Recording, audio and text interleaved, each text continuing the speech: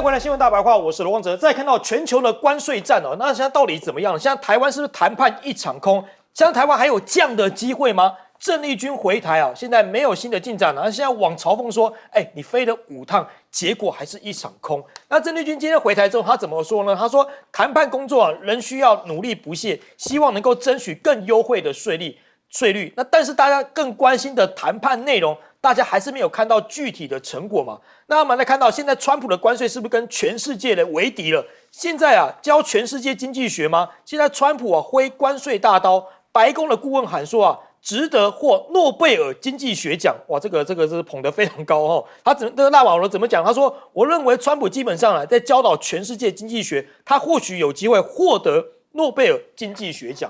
这个很会做官哦。那接下来看到印度的部分，来看一下现在美国宣布对印度征收25%的关税哦。分析人士认为川普把印度当成了反面教材，怎么讲呢？就说印度现在正在面临严苛的待遇没有任何产品能够获得豁免。讯息很明确，同意美国的地缘政治呢，而且签署协议呢，否则就要面临到全面性的关税。印度被当成给其他国家的反面教材。那印度人他不甩川普的关税威胁传出印度人持续购买俄罗斯的石油。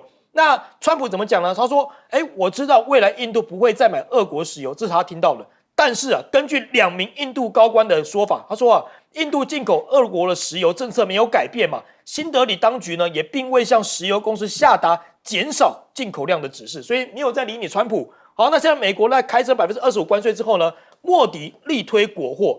莫迪呼吁公民呢发起国货精神，支持本土制造的产品，强调如果我们希望印度成为第3大的经济体，各个政党领导人跟公民都必须要努力推广本土产品。可是川普之前是怎么嘲讽印度？他说：“印度经济已死。”所以口水战还是有持续。那另外看到呢，现在川普关税是推了中国一把，这个是中国成为川普关税的最大赢家吗？现在抢攻非洲市场，爽买巴西咖啡豆。看到巴西的部分因为川普呢对巴西豆在内的巴西产品实施高达50%的关税，每年800万袋的销往美国的咖啡豆很难找到新的买家。路透社报道，但是在关税的冲击之下呢，这个巴西向美国出口巨量的咖啡豆可能会转往中国。一方面呢是2国同属金砖的国家集团，贸易往来密切；另一个方面呢是中国的咖啡消费市场近年来正在快速的成长所以你美国不买，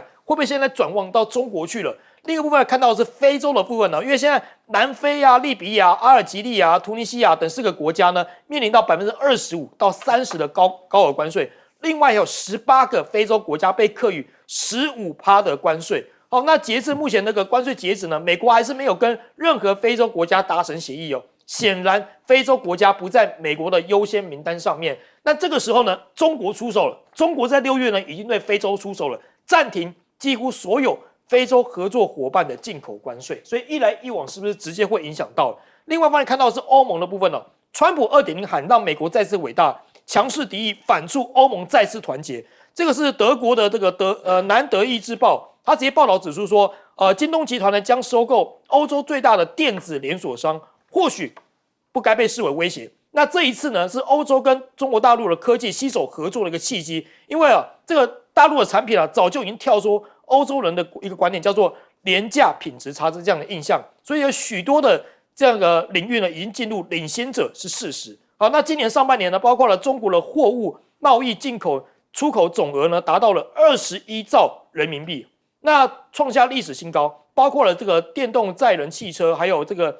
锂离子的这个蓄电池，另外还有太阳能电池这个新3样，成为中国外贸出口的新名片。甚至还有现在新加坡人他直接讲什么？然后中国汽车高性价比已经迎头赶上了技术水平，最终他的车什么选择了比亚迪。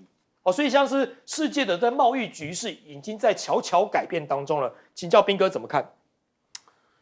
我是觉得我们当初为什么要找郑丽君去谈这个东西，我到现在都没搞懂。他的专业根本就不是关税，不是财经相关的，他完全不是他什么也不懂。你叫这个人去谈，到底会谈出什么结果出来？这都保密是啊，然后所有的过程一切全部黑箱。是，那到现在到底怎么样，没人知道。然后我还看到有帮他洗地的文，说什么郑丽君专业沉稳美方视他为难缠的对手。难缠的对手好难缠难缠到你被克20%。然后我们所有的条件到底是什么完全不讲，这是什么难缠的对手？莫名其妙，这些人就是每天丧事喜办，报喜不报忧，然后到现在台湾所有的厂商全部都忐忑不安，因为到底未来怎么样没人知道。你现在到底要我们的厂商到底是要接单呢，还是不要接单？他的工厂到底是应该要扩张，还是要直接关门收起来算了？现在没有人知道，因为根本不知道你谈的结果是什么。政府就一直拖拖拉拉，本来不是 fast forward 吗？那现在呢？所以我真的觉得这个政府无能到一个极致。然后大家每一个还说你不可以质疑政府，还要在野党要变他帮他支持做他的后盾。我就觉得赖清德总统脑袋有问题吗？你要在野党帮支持你，你要在野党让你的特别条例过，然后你要罢免在野党。你到底在玩什么？我真的不懂，这个人都不会精神分裂吗？他到底知不知道自己在干嘛？那我现在可以确定的就是赖清德身边大概就是围绕了一匹马屁精，因为川普身边也是这样。这个纳瓦罗就是个标准的马屁精呢，还得诺贝尔经济学奖哎，把他捧得很高，你真好意思讲？是，川普应该很开心啊。怎样？纳瓦罗你们是怎样？你们是马屁家族是吧？不拍马屁你这个人活不下去是吧？他胡说八道什么东西啊？川普正在搞坏美国的经济啊！只有你们这一群马屁精才会支持他啊！所以大家其实现在在等着看美国的好戏，看美国下半年经济会掉到什么地步。你们上半年已经负成长了，我看你下半年会变怎么样。所以这些人真是好意思啊！那但是问题是，美国毕竟是一个经济量体非常庞大的国家，所以当他对任何一个国家出手的时候，每个国家都会头痛。现在印度就非常头痛。他不可能满足美国开出来的条件，对。那可是问题，他说真的，他也惹不太起美国。可是对莫迪来说，莫迪这个人本来说话就不算话，所以他就算表面上对美国承诺什么，他私底下大概也是不会真的去做。他想的大概就是用以拖代变的方式，想办法拖到你川普卸任，我就解决了，就海阔天空了。是，那问题是他拖不拖得了这么久？印度的经济到底撑不撑得过去？那就看印度的本事。反正莫迪很厉害的一招就是很会对内宣传，到时候就算对，就算印度经济变差了，他大概也会用宣传的方式让印度人民自以为自己经济很好。是，这个大概也是他做得出来，所以不用太过为印度担心。那我认为印度还是会继续买俄罗斯的石油，因为印度是有便宜就会去占的国家，所以他一定不会放过这个东西。那至于巴西现在跟美国闹得很僵，可是实际上川普在对巴西又变 taco，因为他又退了。本来是说50%，现在他自己又降为10%。虽然他说，没有，我没有全部都降为10%，有一些还是要维持50%。对，可是他将近一半的东西已经降回10%了。那他到最后会怎么样？不知道。所以，川普到现在很多东西其实都还不见得是硬案。但是我相信很多国家因为开始对美国产生不信任感，所以他会想办法分散市场，也就是不能够，大概所有的国家都警觉到，你如果再依赖美国这个市场，你未来随时可能会被出卖，对，可能会被搞死。所以世界的经济布局已经悄悄开始在改变当中了。只有美国人还在洋洋得意，觉得说哇，他还是世界第一，你看全世界都屈服在我的关税之下，真的有这么容易吗？你看着好了，经过这一波之后，中国在经济世界的版图恐怕会更加庞大。好，请教谢大使怎么看呢？其实从看这个郑丽君可以代表台湾去跟美国谈判，就知道民进党政府啊，就是乱搞一气。对，你今天如果一架飞机，对不对？今天飞不起来了，你派一个外行人去修飞机，飞得起来吗？你以为谈判比修飞机容易吗？那个是多少年的这些培养才会有一个谈判，尤其是外经贸谈判的。是，对，那里面要牵涉到很多法规啊，牵涉到很多专业知识。那民进党基本上认为政治人物可以是万能的，对，他们都是只懂政治，就是很会选举，都是选举专业。可是呢，其他都不专业。他认为这些选举专业就可以干一切事吗？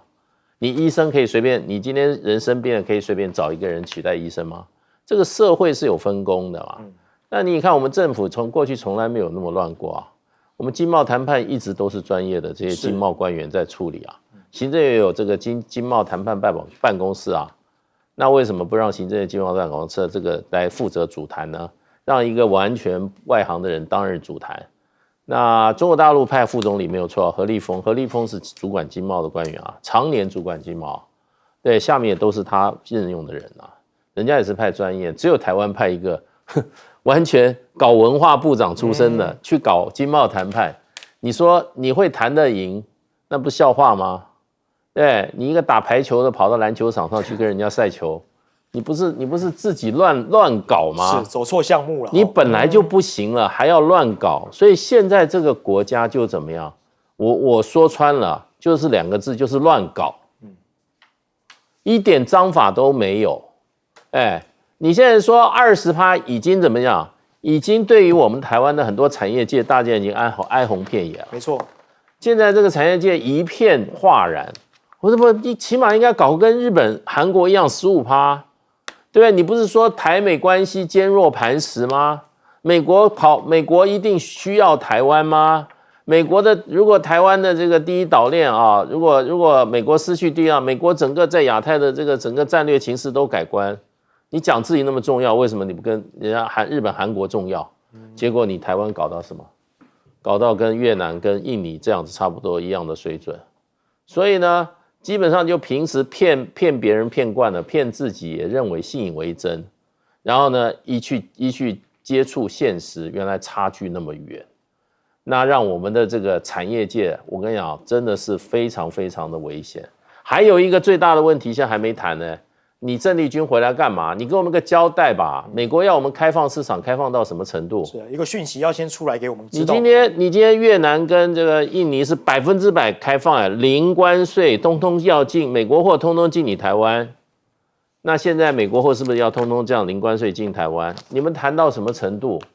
对，赖清德就讲说我们有保密协定，你骗谁啊？保密协定事实上你还是要跟国会要去报告的不能你可以跟国会开秘密会议，对不对？你把你的情况要跟国会先沟通，然后你要跟产业先沟通，你们支持，你们撑得了，撑不住。如果这个结果撑不住，对，你不能你自己政府在那边乱谈，回过来这些产业都垮了，那你要政府谈什么判？谈判要知道我们国内哪些产业是必须要不能退的。你退了就这个产业就是送给别人了，对，或者说就让他完蛋了。你谈判要知道为何而谈啊。那个赖清德还居然说，我们谈判有2个目的，一个要加强跟美国的什么经贸合作关系，谁跟你合作啊？人家在跟你打仗，你去合作。第二个他还说，我们希望加强国安及多领域的跟美国的合作。你把国安扯进来干嘛？你扯进来你就要多付钱。对。所以就是胡搞，然后这个时候又搞一个去美国过境，你要过境你要多付钱，所以呢，这个整个的战略就是一塌糊涂。这个什么国安团队根本就是一群饭桶。好，请教舰长怎么看呢？网友说啊，那个我们副院长郑丽君已经跑了5趟了。那个这个5趟是告诉我们什么？其实5趟告诉我们的就是：第一个不懂，第二个听话，所以。那个赖清德总统才派你去啊，因为你就是个传声筒啊。那这些人啊，全部都是政治动物，也就是你真的问他专业的时候，他还真的不懂。然后也就是任人摆布啊。所以啊，我们必须这样讲啊，南部就是选了一个西瓜都会赢。但是这些人永远都是内斗内行，外斗外行。你搞大罢免很会啊，可是呢，你不要忘了人民的意志啊。我们讨论了半天啊，大家永远嘴巴里头只讲到的就是台积电，就是 ICT 产业，你知道吗？那些都是人很少的产业。我们有仔细看到有关于这轮胎的、五金的，还有机械工业以及工具机的这一些传统产业吗？这一些产业才是我们一般用人最多的产业。我们看看车胎产业，他说2个月以后就会出现转单。那有关于五金业，它70%都外销美国，现在呢不知道该怎么办。然后其他的这一些其实都是非常惨的一个状况。那大家会想到一件事情，韩国为什么谈得这么好？因为韩国找对人了。韩国不但找对人了，这个对的人还找到对的政策，因为他找到了一个产业部长金正官。他讲什么？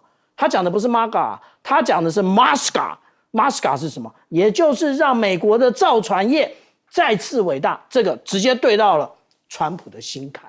川普要的就是这个啊。讲到重点了，对不对？那个 S 就是 shipbuilding， 也就是你要造船，我韩国可以协助你。韩国为什么可以协助你？因为我们只是第二而已。第一是中国大陆啊，现在订单都在中国大陆，我们造船业是空的时候，正好帮你最好。第二个，也就是他们的那个副总理，还有那个企划财政部部长这个具润哲。那这一位呢，他从大学毕业之后，他历任了金大中、卢武铉、李明博、那个朴槿惠、文在寅、尹锡悦这一些总统，他全部通通都在任内，也就是他才是真正的财经幕僚，他去了。那但是我们看看，我们台湾都找哪些人啊？你找一个之前是文化部长的人去，那你看看国防部找的是谁？你找一个律师，这个律师呢，其实之前干什么？之前可以干经管会，又可以干国安会秘书长，然后现在干国防部长，意思是他是长官肚子里的蛔虫，除了生孩子之外，什么都会。好，我们休息一下，广告回来继续讨论。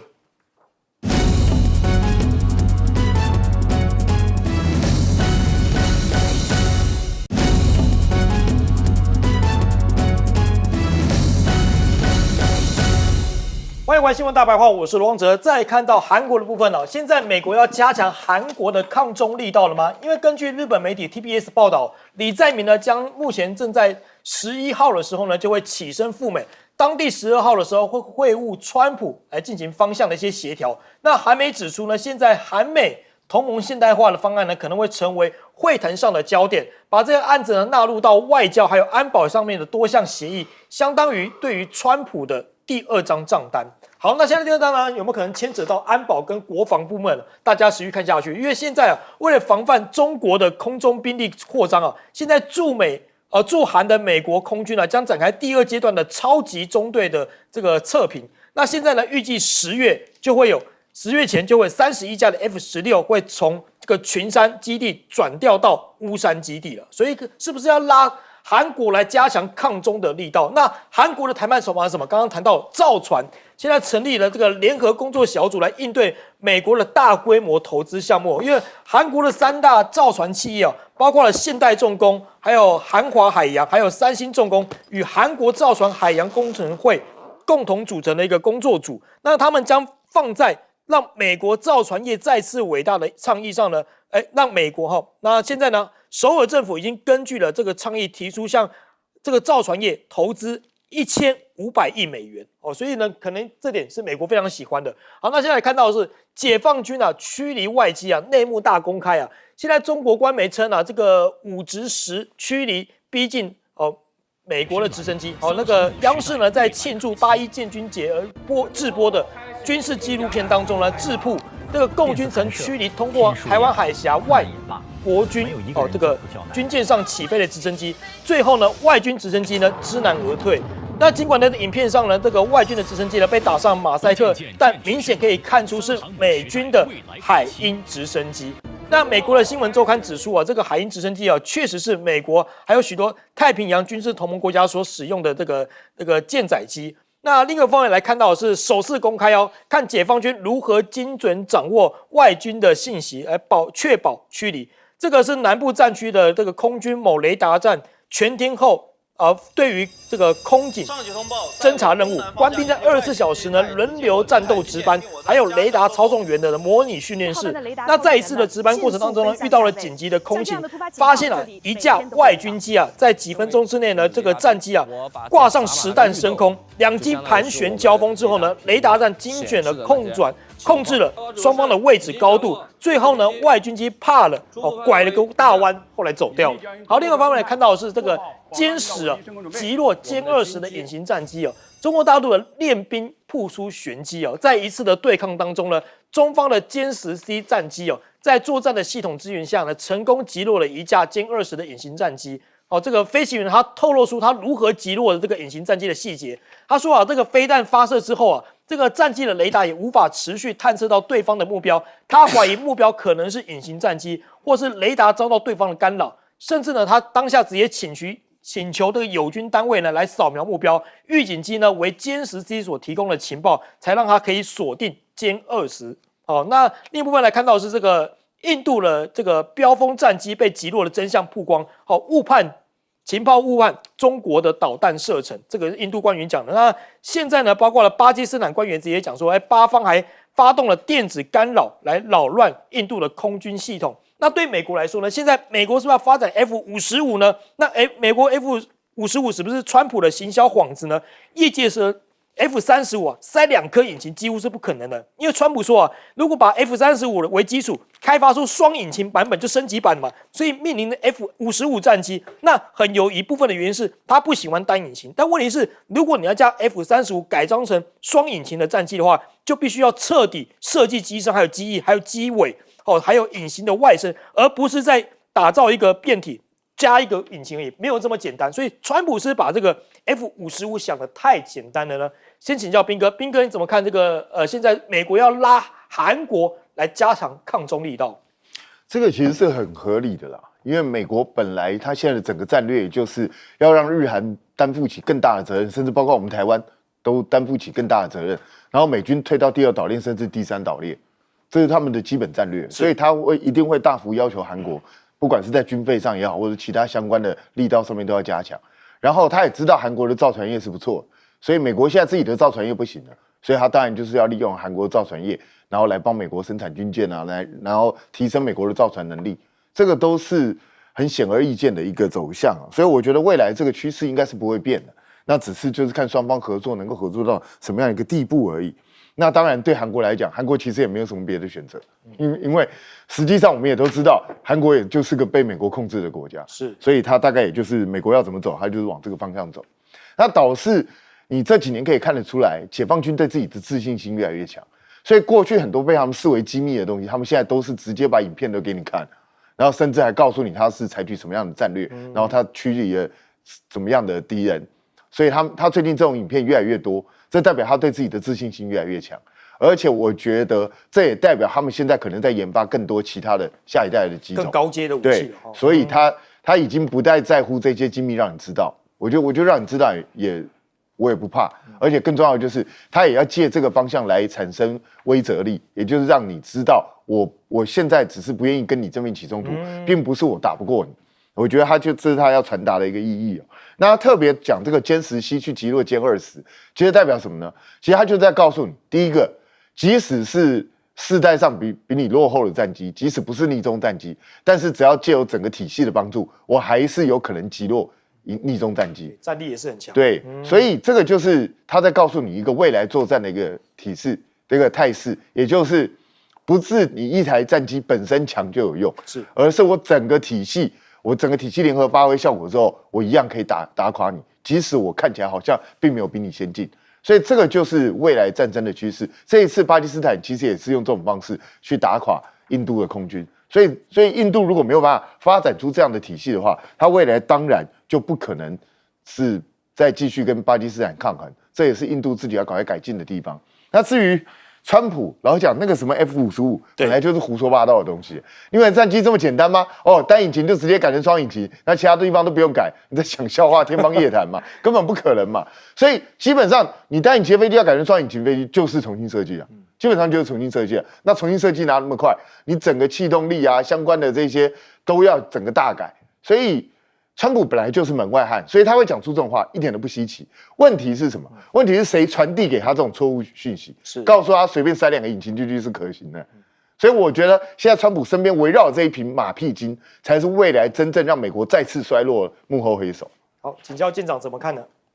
其实川普这样做这样说啊，也就是 F-55的部分啊，这完全就是一种自以为是军民，但是实际上他是军盲的一种说法。那这就好像我们台湾也有很多人啊，说我们现在要造这个轻型的巡防舰，就把沱江放大就好了嘛，这不是跟川普一样的想法吗？他是不知道吗？你只要改动了任何一个部分，它的无论是气动力构型，那在海面的话，也就是它的流体力学完全就不同了，怎么会一样呢？战机的研发都要从你的作战需求开始，而不是你觉得什么好你就继续弄啊。那我们看到啊，其实当初有关于 F-55的部分啊，就是从5月这个时候讲，可是这个时候我们看到了这一篇文章，他讲来讲去的，也就是讲说，哎呀，他们现在在研究 F-55，但是从这个时候开始，就是5月之后，还有在听到 F-55吗？没有了。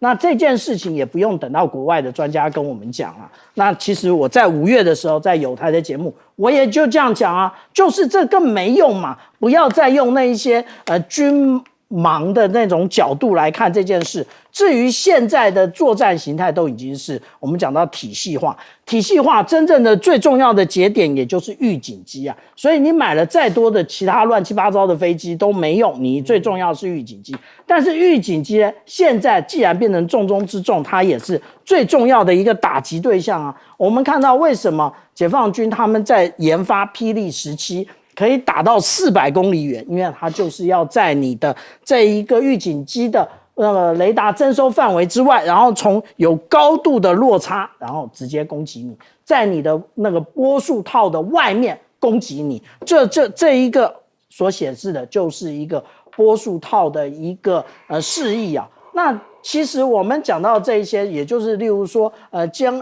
10它竟然去。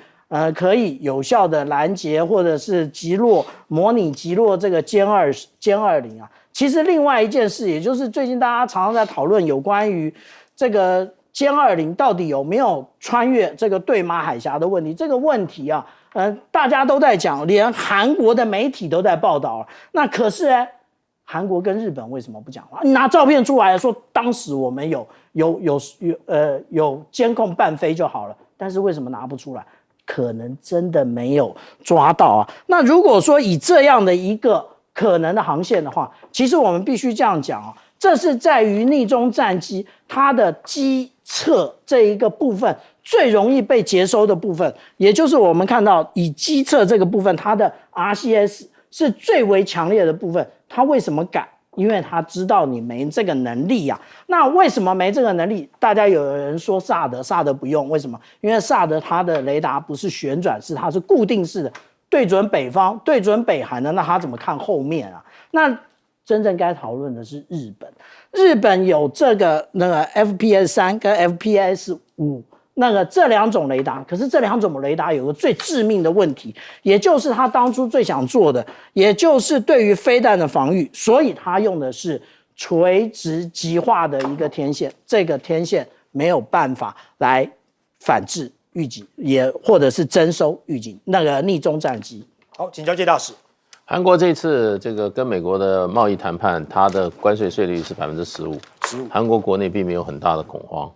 那最主要就是说，它比我们台湾在美国市场上最大的竞争对手，它有5%的关税优势，要差很多哈。哦，这差非常多啊！这很多我们过去在美国还有的市场，可能就要被被这个韩国拿走了。另外就是说，我们在这个美国市场主要是电信产品啊，大概在65%以上。可是这个问题，美国有一个232调查报告会出来。因为这些电信产品很多都跟美国国安有关，是如果有关的话，美国又要给你加税，所以你不要以为25%的关税啊，我们现在就这样子20%的关税就这样决定，还没有呢。那当然，韩国除了这个关税比台湾占优惠以外的话，占了5%的优势，这是很大的优势啊。那还有一个就是说，他们对美国的投资已经确定了3500亿，是。那台湾要对美国投资要多少钱？现在还不清楚盖牌了，对。现在如果说是3000亿或3500亿，非常大一笔钱哦。那会造成我们的这个国库的很大的损失。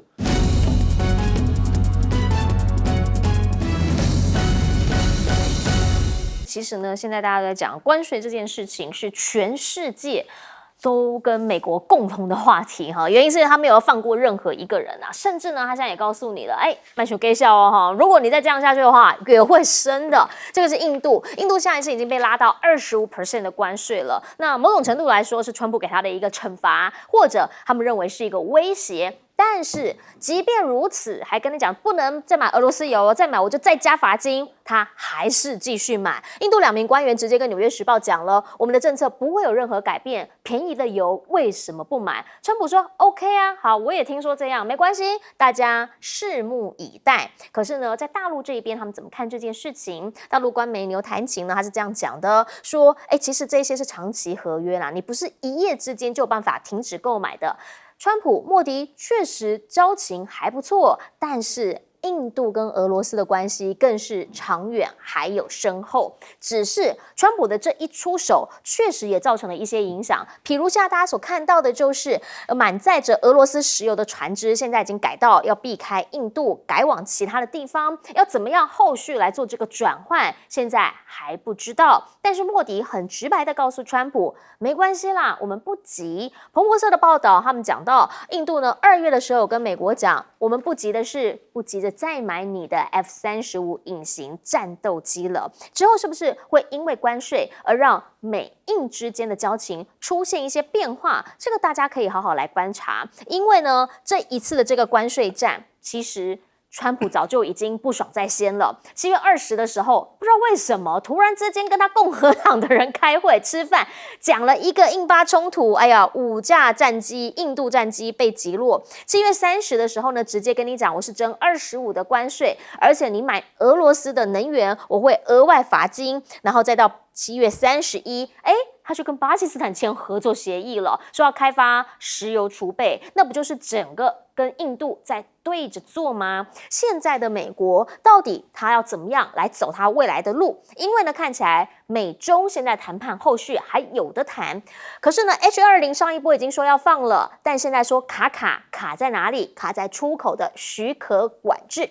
许可管制呢，你必须要由他们美方这一边的商务部来给予这个证。结果现在说人力短缺，所以变成呢运作陷入瘫痪 ，H20 没办法出口。甚或现在大陆这边他们还要求，同样的方式嘛，你一直怀疑我们科技这边有后门，我也怀疑你 H20 晶片的安全度啊，我也怀疑你有后门。甚或呢，我们知道你有可以追踪定位，你远程可以关闭，好啊，那你拿一个安全证明给我看。让我怎么相信你回答呢？而且呢，现在中美的经贸谈判之外，美国呢，它是有一个步骤的哈，你现在越看越清楚了。它先跟欧盟、先跟日本谈，然后呢，看起来它是很强势的，要主导议程，然后呢，要达成它那个优先的不平等的结果。但是呢，在美中的时间排在后面。那换句话说呢，是不是后者它有更多的协调空间，前面那些它就不会牵制了？而另一个部分呢，则是中方也在美中会谈之前，赶紧跟美国的外企，比如说波音苹果来会面，想要塑造的是他自己其实还是愿意跟美国做生意。那如果是这样看的话，很有可能是怎么样一个后果呢？美中之间的竞争现在持续在进行，对于川普来说，他更重要的是他内部的经济问题，外部有这个敌手，内部呢最大的敌手是什么？失业率跟就业数字的问题，还有的就是他的联储局的问题，也就是他现在的联准会到底是怎么样的一个状态，还有他们家庭有没有可能因此关税问题而造成他们的损失提升。现在有一个数字说，有可能是1年会造成损失2400美元，有可能会造成他们的通膨再次加深吗？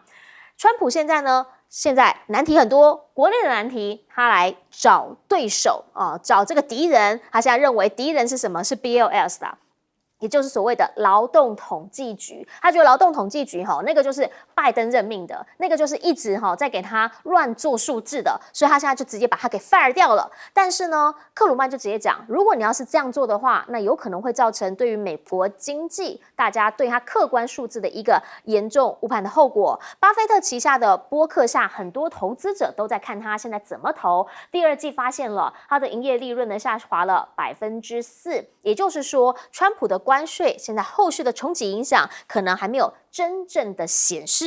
而另一个层面，因为美中现在算是少数还没有真正谈定下来的嘛，中方现在有多少筹码呢？他们在今年上半年生产总额比去年增加了5.3%，货物贸易进口呢则比去年同比增加了2.9%。看起来在这一波的关税战之下，它还是有在持续的慢慢的前进当中。但谁能够稳住大局，谁就能够掌握局势。所以请教一下邱毅委员，现在呢对于印度来说一定很生气，你先给我25%，现在还要叫我不要买俄罗斯油，便宜的油我为什么不买？刚才我说过，谈判之前最重要的一件事，就是要有充分的信息，你要知己知彼，而且要懂得去分析对方的优势、劣势、机会、威胁，从而才能做出正确的策略判断。印度就犯了这个问题，因为在拜登时期，拜登很礼遇印度啊。你知道，在拜登之前，从奥巴马把整个亚太叫做亚太战略、亚太再平衡战略，重回亚太战略，是谁开始把亚太变印太？就是拜登啊。所以到了拜登，整个亚太地区跟南亚就结合成一块了。印度在美国的亚洲战略里面，它就越来越重要。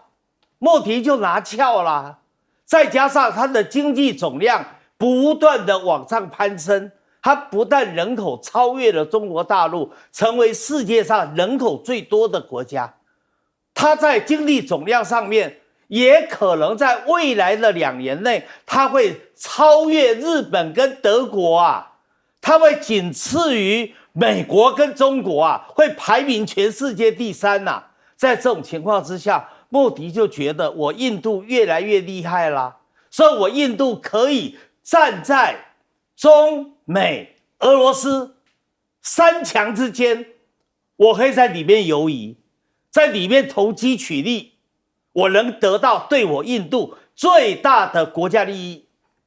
这样的一个判断，你也不能说他完全错，但是未免太乐观了。而他认为川普第一任，他跟川普互动的不错啊。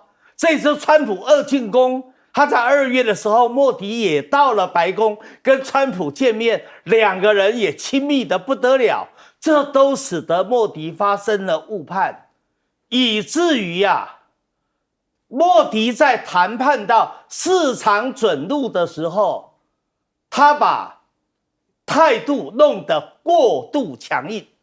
其实这谈判本来就应该有白有黑，有硬有软，有进有退，有牺牲有获取。但是他在整个市场准入上面，因为印度本身你不要看它经济总量很大，它的每人平均 GDP 在全世界应该差不多124名、125名，非常的低啊。它国内的贫富差距很严重，贫穷问题也很严重，所以它没有办法把它的农产品跟它的牧产品畜牧产品，它把它开放啊。一开放的话，它在国内就会引起人民的怒吼，所以它的政权就保不住了。所以这方面它持有太强硬的一个态度。好，那现在川普又挑出一个问题，就是他要惩罚俄罗斯，要惩罚伊朗，而他发现在俄乌战争里面，你印度就是拿着你跟俄罗斯过去的交情，在里面做倒爷啊。你从俄罗斯进了一大堆的廉价的石油天然气在转卖啊，所以他惩罚的对象其实首要目标不是中国，他的2级制裁首要目标就是印度。可是这些对印度来说都无法接受，都没有办法接受。最后一句话，其中也最关键的，我们谈判的时候，为了避免破裂绝对不要故意刺对方最痛的那一块啊。这个川普就是刺了这个莫迪心里最痛那一块啊，因为印巴战争，明明是印度的阵风战机被打下来了。这个川普哪壶不开提哪壶，就提出来说印度被打下来了5架的5架的飞机，被打下来5架飞机，这5架飞机当然就是印巴战争打下来的。好，所以在野党在国会就开始用这个题目来质询莫迪，那还建议莫迪说，你若觉得印度飞机都没有被打下来，那把所有的印度所买的30几架阵风战机都展示不就好了吗？这个不是给莫迪大为难吗？不是揭穿莫迪的谎言吗？莫迪就是用了那么大的力量，全部的力量要去掩盖他印巴空战失败的结果。是你现在被川普又把他给戳破了，这就造成了美国与印度之间的谈判因此触礁了嘛？是，请教一下左老师，您会怎么看？好，其实印度说起来就是他既没有能力威胁美国，他也没有能力收买美国，因为这两个几乎是我们看到这一段时间关税谈判里头两个这个通常能够跟美国好好坐下来谈出一个对自己有利结果的2招嘛。比如像是中国大陆，他就掌握了稀土，所以虽然那时候关税一路喊到100多，最后呢全部都压下来，现在暂时冻结在30对没有错，对大陆是很不利的，但是比起之前原来那100多，差别还蛮大的。为什么？就是稀土嘛。第二个，要不然你就是收买嘛，像日本啊、韩国啊，都向美国投资啊。那印度没有掌握住可以威胁美国的武器，他也没有资金去向美国投资，所以他其实是一个没有筹码的。那刚才邱委员讲到一个关键嘛，他态度很强硬，在所谓的关税谈判的过程里头，所以美国人是很挫折的。但是还有做了一件事情是让川普非常不愉快的，就是呢，川普讲了好几次是他去调停印巴的这个冲突，结果呢，印度说他们不欢迎第三方来调停，是他们自己决定的，这个让川普觉得很没有面子啊，所以我想本来他们2个感情是很好的啊，那结果后来这个在这一次事情完全翻船，川普也不假辞色啊，那当然。特别是他做了什么？他还见了这个巴基斯坦的这个陆军参谋长在白宫，然后说要跟巴基斯坦一起去挖石油。巴基斯坦，我觉得倒是提供另外一个有趣的一个案例啊，因为他公开说川普应该得诺贝尔和平奖，这个就讲了川普很愉快啊，就好像现在这个柬埔寨的副总理也说川普应该得诺贝尔和平奖。我觉得他大概是柬埔寨大概是从这个巴基斯坦这边得到一个启发哈。那当然回来讲到这个另外一个重要的事情，就是川普开除了那个劳工经济局的局长。其实我觉得这个让大家很意外，因为其实他的风评还不错虽然他是拜登时代任命的，但是基本上他是一个官僚出身，然后呢也算是一个没有党派立场的一个这个非常受到尊敬的一个经济学家。那为什么川普要这么做呢？其实很简单嘛，他就是要转移焦点嘛。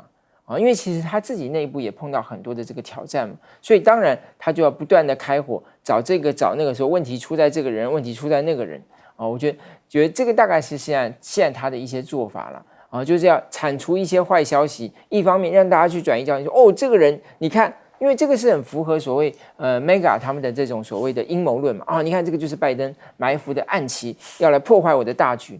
所以我觉得，当然这个川普的这一出戏后面还应该会有很多戏剧性的这个桥段。是，请教大钟老师。对，我觉得因为我刚讲到川普的特色了，他所在意的就是赤裸裸的利益所以对于美国的朋友、盟友、伙伴，从刚才上一题讲的韩国到现在印度，其实都要有个适应的过程。还有一点是重新校准美国的对外关系。刚才讲的韩国，尹锡悦2023年4月份去白宫风风光光，因为拜登要做是拉拢美国的盟友，要去做大包围圈去对付北京。印度其实扮演角色也是如此，在拜登任内他把这个4方安全对话的这个层级升级成元首的峰会，对于印度是有很多些拉拢的作为，甚至包括在俄乌战争爆发之后，我们知道印度在大买俄罗斯的石油，但你基本上看不到拜登对印度发怒。对，他所有的沟通都是私下的，都是台面下，希望你多做一些，而且他还希望印度能扮演的角色是能够牵制中国大陆的崛起。所以这是过去4年印度所受到的这个拜登的一个待遇，但川普不是啊，因为川普刚讲了好几件事情，可能印度都没有投其所好包括这个这个印巴的这个调停者，印度不认，还有刚刚讲的 F-35，在上一次拜登跟川普跟这个莫迪见面的时候，川普提出这样的一个提议跟建议，可是印度基本上是冷处理，那这也是跟这个我想是不符合川普所在意的事情。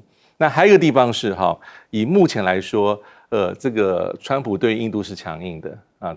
那他所提出的理由其实非常有意思。第一个是你还在买俄罗斯武器；第二，你还在买俄罗斯的石油。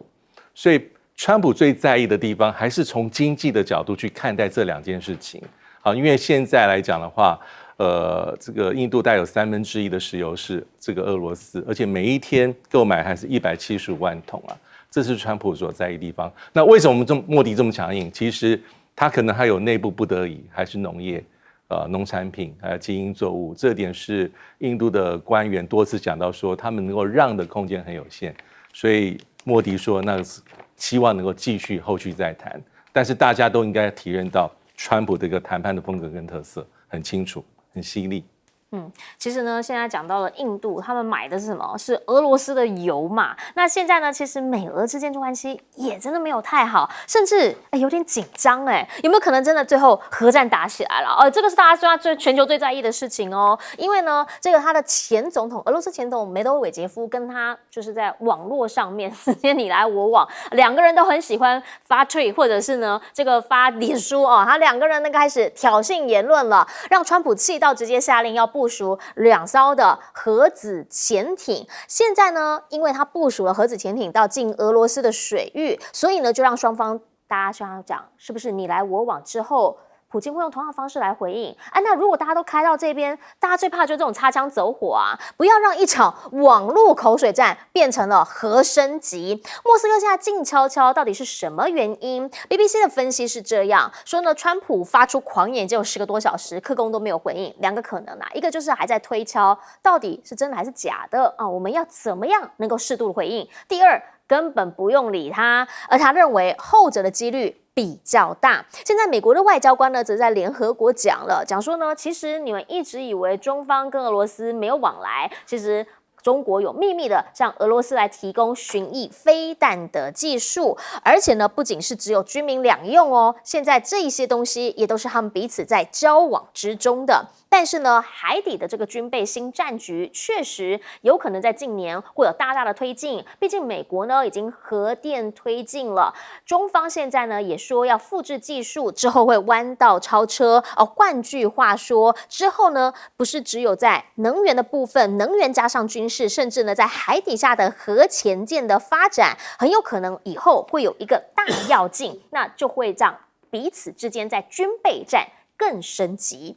因为呢，这个俄罗斯已经宣布了要量产高超音速飞弹真果树，而且要部署在白俄，所以现在整个局势不是只有美俄之间而已，还剑指的就是北约，还有就是旁边的这个3小国，他们现在其实会很担心整个欧洲。现在如果说呢，真果树中程弹道导弹会部署到白俄的话，那他们都会在这个射程5500公里的范围之内。而且此时此刻，普京又在提到收回领土也就是说呢，我现在这些占领区，那个不是我们占领，而是我们收回本来就属于我们的地方。大家知道2战之后这个土地的划分确实有一些的历史缘故，但他认为那个本来就是我的，所以我现在通通收回来。亚美尼亚呢，现在也是慢慢的朝西方靠拢了，之后有可能再跟美国这边来进行联合军演。那如果是这样的话，在整个就是东欧这边的局势有可能会越来越紧张。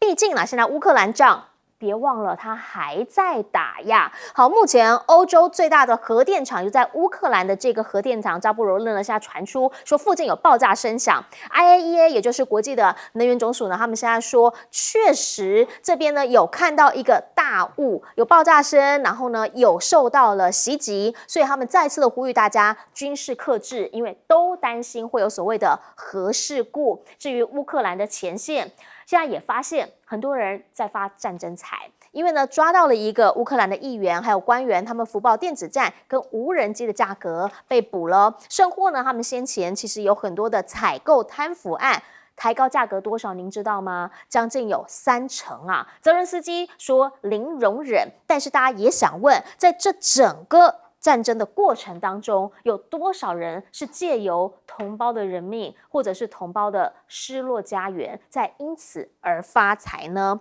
现在呢，这么一个反贪机构说还引发了这个国内的抗议，欧盟呢不满宣布要冻结金援，原因是因为发现了，原来先前送给你们这么多的资源，既然有人在这边发战争财，那后续呢，你必须要给各国一个交代。可是，请教一下邱毅委员，对于大家来说，俄罗斯来说，他现在最重要的，因为这边打得很顺嘛，他继续打，但是跟美国之间的你来我往，到底是故意让他紧张，还是不要理美国？其实站在普京的心里头，他也非常的急。他在2000年那个时候提早上任，担任俄罗斯的总统。那时候他告诉俄罗斯的人民说：“20年，我还你一个强大的俄罗斯。”20年转眼已经过去了。俄罗斯现在乌克兰的战场还没有打赢对乌克兰的这一场战争，而且对美国对俄罗斯的各种制裁，表面上来看，俄罗斯还是很硬，但是实际上，俄罗斯的经济、金融都受到很大的伤害。更严重的是，刚才主持人点到重要的一点了，也就是墙倒众人推，树倒猢狲散。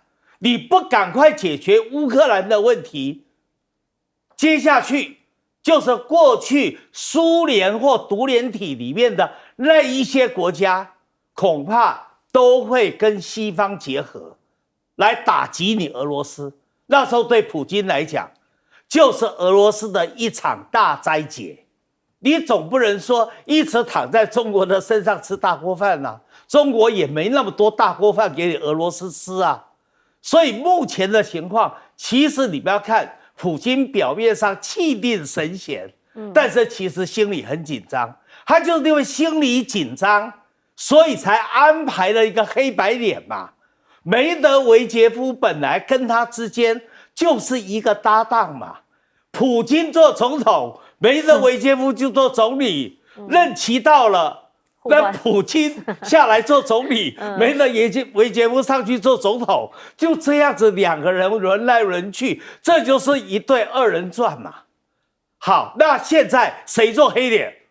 普京都不理川普啊，因为他知道川普也很急啊，因为川普也急了，要赶快兑现俄乌停战的这一张政治支票啊。选举时候吹成那个样子，24小时，后来变成100天，100天也过了，也没解决，所以就给了50天。后来看看50天也没人理他，所以又变成10天，10天看看也没人理他，就变成8月8号啊，8月8号转眼就到了。他现在还有一个他想要拿到的诺贝尔和平奖啊，他希望赶快解决乌克兰的问题，他可以顺利的拿到诺贝尔和平奖，让他的声望能够超越当年的奥巴马嘛。他一直想要去对付奥巴马，他是一定要在这一点上要赢过他嘛。所以就在这一点上，川普心里也急，所以他开始就会想要口水战。可是要口水战，普京知道这时候不适合跟他打，就找梅德韦杰夫出来跟他对打。这一对打，大家就以为说糟糕了，美国2个战略型核潜艇已经到了相关的海域，会不会发生核战争啊？因为梅德韦杰夫又说有死亡的手啊，这个死亡的手就是那个按那个核武大战的那个按钮啊。好，所以在这种情况下，最后的一句精彩的话，梅德韦杰夫最后的话顶他回去，就说你的战略核潜艇到底去哪里了？是不是到爱波斯坦的罗利岛上面去？我们先进广告，等等回来说。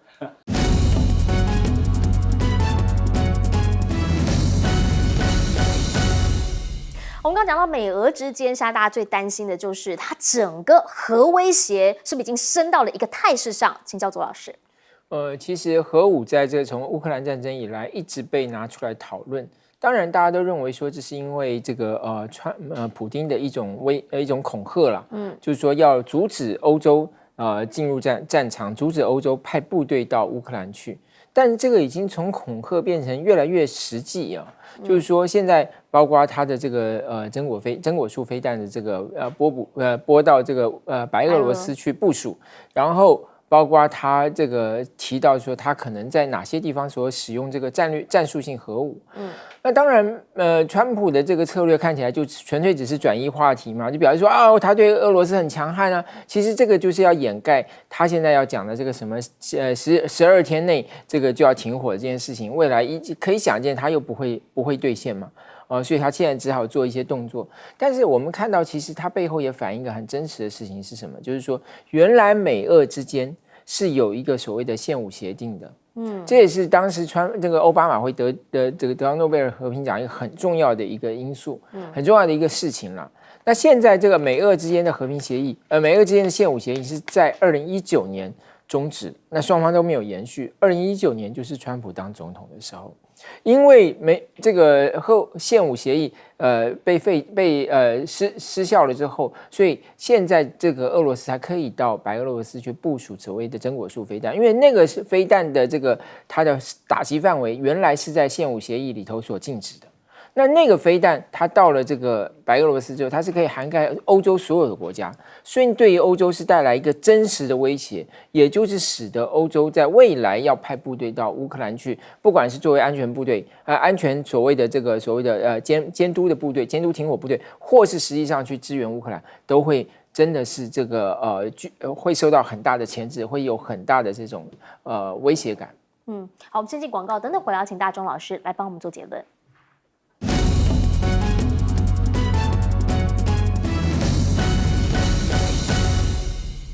认为现在还有美俄之间有任何的核子这种紧张冲突状况发生啊？因为事情原点是在上个月中的时候，当川普见了北约秘书长啊，就是他有一些比较强硬的讲话，主要原因是因为川普我觉得他面子还是挂不住的，失望的，因为从3月份开始，他说要调解俄乌战争，去年选举也在讲，但是进展有限，所以他讲了一些比较强硬的下了一些最后通牒，从50天到10天。